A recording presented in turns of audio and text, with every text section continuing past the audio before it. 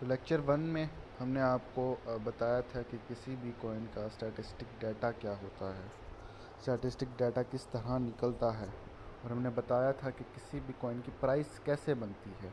वो फार्मूला बताया था, फार्मूला अप्लाई करना आपको सिखाया था। ठीक है, लेक्चर टू में हम कुछ ऐसी टर्म्स के बारे में बताएंगे जो कि क्रिप्टो मार्केट में यूज़ होती हैं, और ये क्यों आपके लिए क्यों ज़रूरी है टर्म सीखना या टर्म जानना, वो मैंने 3 पॉइंट्स में लिखा हुआ है कि to understand the market update.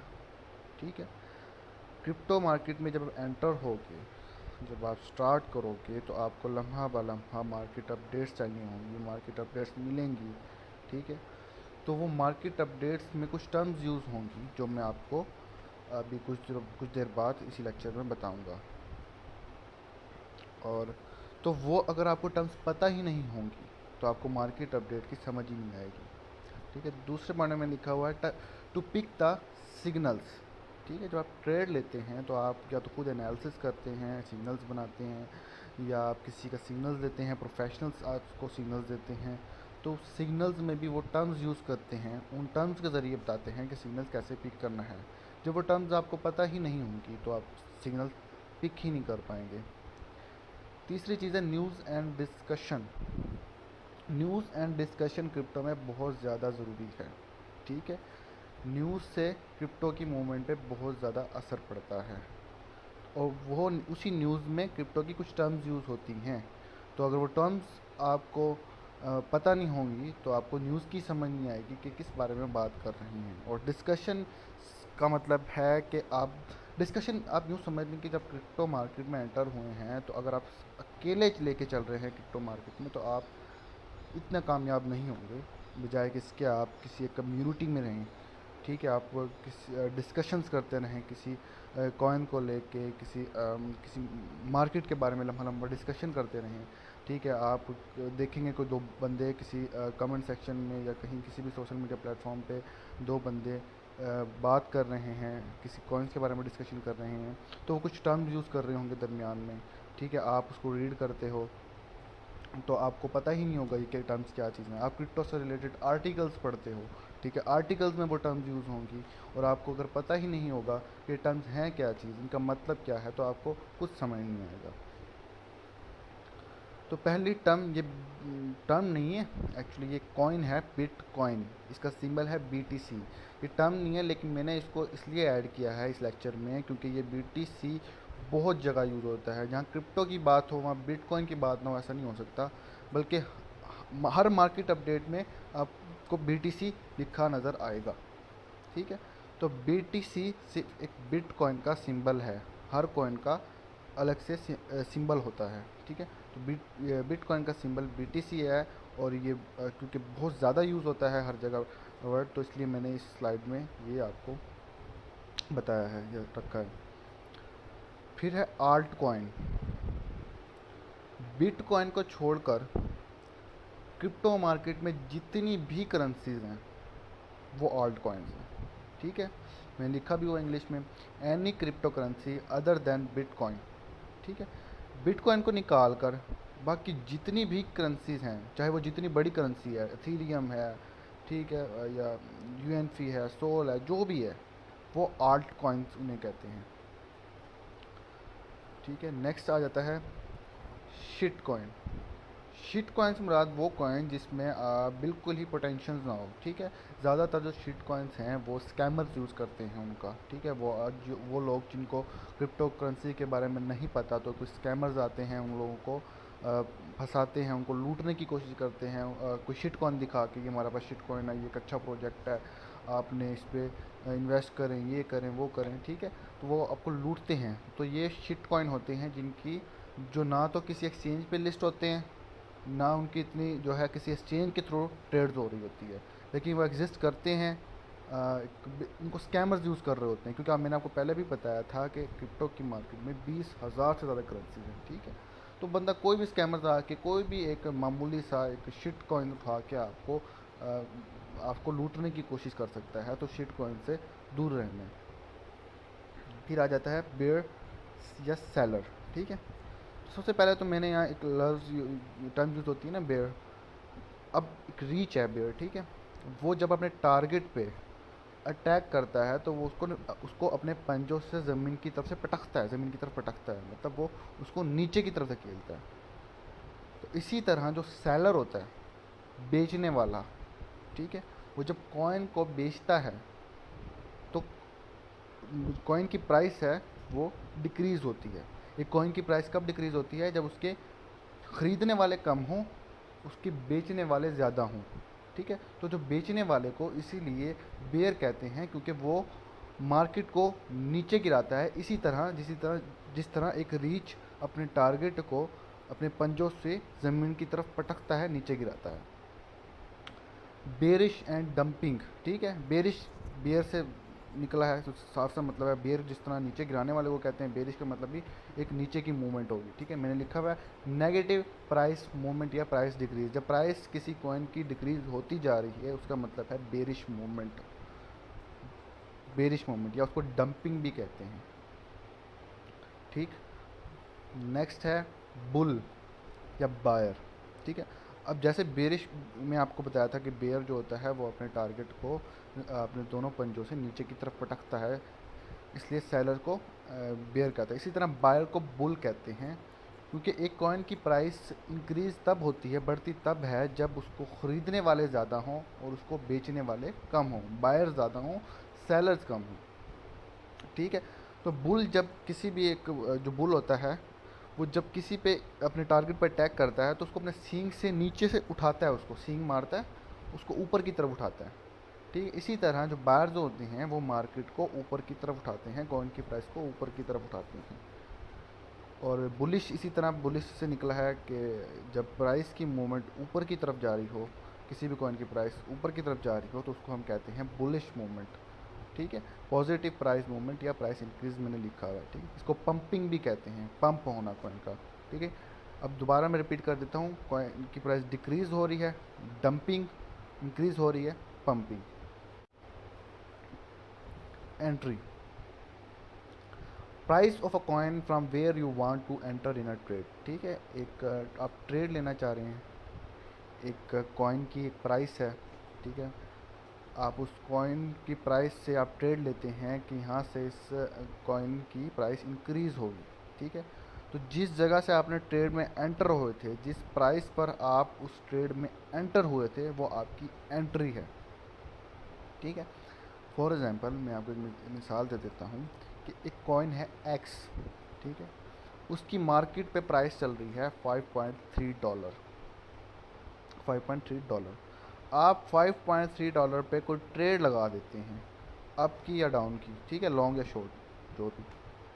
तो वो तो एक अलग चीज़ है कि वो आपको प्रॉफिट देता है लॉस देता है, लेकिन जो 5.3 आपकी जो जहाँ आपने ट्रेड में एंटर हुए हो, जिस जगह पे आप ट्रेड में एंटर हुए हो, जहाँ से आपने ट्रेड शुरू की है, वो आपकी है एंट्री, ठीक है। तो एंट्री आपको समझ आ गई। अब आगे है long, a trade in which you bid that price of a coin will increase, ठीक है। ये ऐसी ट्रेड है जिसमें आप शर्त लगाते हो या बिड लगाते हो या प्रिडिक्ट करते हो कि कॉइन की प्राइस यहाँ से इंक्रीज़ होगी, ठीक। एक कॉइन है एक्स ले लिया, ठीक है, उसकी एक प्राइस चल रही है, कुछ भी चल रही है, ठीक है। आप वहाँ से उस पर ट्रेड लगाते हो कि यहाँ से इस कॉइन की वैल्यू इंक्रीज़ होगी, इसका मतलब ये है कि आप उसकी पोजीशन को लॉन्ग कर रहे हो, ठीक है। तो ये लॉन्ग आपको समझ आ गया। लॉन्ग करना क्या होता है? पोजीशन लॉन्ग करना मतलब आप उसको एक कॉइन की प्राइस पे बिड लगा रहे हो कि वहाँ से उसकी प्राइस इंक्रीज़ होगी। शॉर्ट, शॉर्ट बिल्कुल लॉन्ग के अपोजिट है, ठीक है। अ trade in which you bid that the coin of price will decrease, एक कॉइन की प्राइस चल रही है, आप उसमें ट्रेड में एंटर होते हो और आप बिड लगाते हो कि वहाँ से उसकी प्राइस डिक्रीज़ होगी। इसका मतलब है कि आप उस पोजीशन को शॉर्ट कर रहे हो, ठीक है, ट्रेड लगा रहे हो। मतलब आपने ट्रेड ली है, कौन सी ट्रेड ली है? आपने पोजीशन शॉर्ट की है, शॉर्ट ट्रेड ली है, उसको नीचे की तरफ लेके जा रहा है, ठीक है। तो शॉर्ट हो गया। उसके बाद आ जाता है टेक प्रॉफिट। यहाँ मैंने लिखा हुआ है द मार्केट पोजीशन या price of a coin where you want to book profit and close the trade. एक ऐसी एक कॉइन की ऐसी प्राइस, एक पार्टिकुलर कॉइन की ऐसी प्राइस जहां आपको प्रॉफिट हो रहा हो और आप कहते हो बस मुझे यहाँ से और प्रॉफिट नहीं लेना, यहाँ ट्रेड क्लोज हो जाए और मेरे पास जितना प्रॉफिट है वो बुक कर लूँ, मैं बुक हो रहा था वो बुक कर लूँ, ठीक है। या आप पॉइंट्स लगाते हो, एक ट्रेड लेते हुए आप जो पॉइंट्स लगाते हो कि एक टेक प्रॉफिट का पॉइंट लगा दिया, ठीक है, एक टेक प्रॉफिट 2 का पॉइंट लगा दिया, ठीक है, तो उन पॉइंट्स पे आपकी ट्रेड क्लोज हो जाएगी और आपका जो प्रॉफिट है वो बुक हो जाएगा। मतलब आप सो रहे हो, आप जो भी कर रहे हो, अगर आपने टेक प्रॉफिट का पॉइंट लगाया हुआ है और प्राइस वहाँ तक आती है, ठीक है, तो ट्रेड ऑटोमेटिकली क्लोज हो जाएगी और आपका प्रॉफिट बुक हो जाएगा। स्टॉप लॉस, ठीक है, ये इसी तरह है टेक प्रॉफिट के उलट। मार्केट पोजीशन या price of a coin where you don't want to bear more loss, मतलब एक कॉइन की ऐसी प्राइस चल रही है जहां आप लॉस में चल रहे हो, ठीक है, आपको लॉस, आप उस जगह पे स्टॉप लॉस लगा देते हो कि ठीक है अगर इस जगह पे कॉइन की प्राइस जो है वो आती है, ठीक है, और मेरा जो लॉस हो रहा है वो यहीं रोक दो इसको, और और जो है लॉस मैंने बर्दाश्त नहीं करना, जितना लॉस हो गया काफ़ी है, ठीक है। आप एक ट्रेड लगाते हो, ठीक है, ट्रेड लगाते हो आप लॉन्ग की, आप उस पर बिड करते हो कि लॉन्ग जाए ट्रेड, ठीक है, लेकिन वो अपोजिट चली जाती है, वो शॉर्ट हो जाती है, ठीक है, तो वो जितना शॉर्ट होगी आपको उतना लॉस हो रहा होगा, लेकिन आप एक पॉइंट पे आके स्टॉप लॉस लगा देते हो कि इससे और नीचे ना जाए, इससे और नीचे मैं जो है प्रॉफिट सॉरी लॉस बर्दाश्त नहीं कर सकता, ट्रेड यहाँ क्लोज हो जाएगी और आपका जितना छोटा मोटा लॉस होगा वो वहीं तक रह जाएगा। बैग होल्डर, ये a person who boys and hold coins in a large quantity in a hope to make a good profit in future। Bag holder उन ट्रेडर्स को कहते हैं जो एक बड़ी अमाउंट में कॉइन्स इकट्ठे करके या ख़रीद के रख लेते हैं और फिर वेट करते हैं कि जब वो उसकी प्राइस बढ़ेगी तो उनको बेच के प्रॉफिट ले लें, ठीक है, तो उनको कहते हैं बैग होल्डर, के वो बैग भर के काफ़ी ज़्यादा एक होल्ड कर लेते हैं कॉइन्स का, ठीक। लास्ट में है टी ए या टेक्निकल एनालिसिस, ठीक है, analysis by using different indicator. इसमें आप टेक्निकल एनालिसिस एक कोर्स है जो हम आपको आगे जब ग्रुप चलेगा, जब आप पेड कोर्स कह लें जो चलेगा, तो उसमें हम आपको टेक्निकल एनालिसिस सिखाएंगे भी, लेकिन मैं आपको बता देता हूँ टेक्निकल एनालिसिस होता क्या है, टर्म टी ए है क्या चीज़। आप किसी कॉइन के बारे में टेक्निकल एनालिसिस कर रही हैं तो आप कुछ इंडिकेटर्स, कुछ टूल्स का यूज़ करके आप एक प्रिडिक्शन निकालते हैं कि कॉइन की मूवमेंट अप होगी या डाउन होगी, ठीक है, तुक्के नहीं मारते, ना कोई आप इल्म नजूम हो कि आपने शर्त लगा रही हो या जुआ खेल रहे हो कि ठीक है यार मेरे पैसे लगा दिए ऊपर गया ठीक है वरना नीचे आया तो लो, आप उसका एक एनालिसिस करते हो इंडिकेटर्स के ज़रिए, टूल्स के ज़रिए, वो आपको बाद में हम सिखाएंगे किस तरह करना है, ठीक है, तो इसको कहते हैं टेक्निकल एनालिसिस, जो हम एक डिफरेंट इंडिकेटर टूल्स के ज़रिए करते हैं। फिर है फंडामेंटल एनालिसिस। फंडामेंटल एनालिसिस में हम न्यूज़ को फॉलो करके एक कॉइन की प्रिडिक्शंस करते हैं। मैंने आपको पहले भी बताया था कि क्रिप्टो मार्केट में न्यूज़ बहुत ज़्यादा असर करती हैं। अच्छी न्यूज़ आएगी किसी कॉइन के बारे में तो कॉइन अप जाएगा, बुरी आएगी तो कॉइन नीचे जाएगा, ठीक है। तो इन न्यूज़ को फॉलो करके, न्यूज़ पास्ट की न्यूज़ को, फ्यूचर में आने वाली कुछ न्यूज़ सुन रही हैं जो मतलब सर्कुलेट कर रही है न्यूज़, उनको सुनकर आप जो एनालिसिस करते हो कि कॉइन की जो प्राइस है वो किधर जाएगी, उस एनालिसिस को कहते हैं फंडामेंटल एनालिसिस।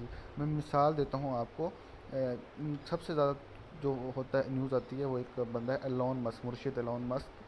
वो ट्वीट करता है, अभी उसने लास्ट ईयर भी किया था, अपने ट्विटर के बायो में, प्रोफाइल के बायो में उसने हैशटैग बिटकॉइन लिखा था, ठीक है। जब ये न्यूज़ वायरल हुई कि दुनिया का अमीर तरीन बंदा बिटकॉइन में इंटरेस्टेड है, उसने अपने ट्विटर के प्रोफाइल में बायो में बिटकॉइन लिखा है, तो सब ने क्या कहते हैं कॉइन्स ख़रीदना शुरू कर दिए, बिटकॉइन ख़रीदना शुरू कर दिया और बिटकॉइन की प्राइस ऊपर चलेगी। इस तरह की न्यूज़ को फॉलो करके जो हम एनालिसिस करते हैं उसको कहते हैं फंडामेंटल एनालिसिस।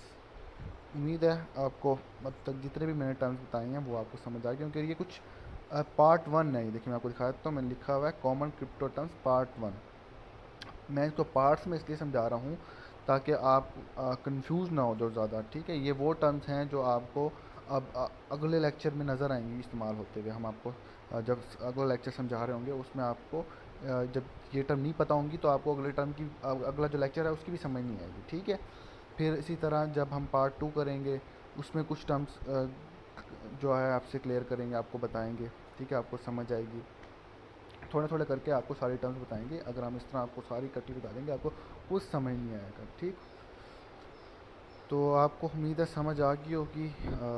थोड़ा सा लेक्चर मेरे ख्याल से हाँ लेंथी हो गया है। बाकी ये क्या कहते हैं, आपको पीडीएफ फाइल भी आपके लेक्चर के साथ आपको मिल जाएगी। ओके।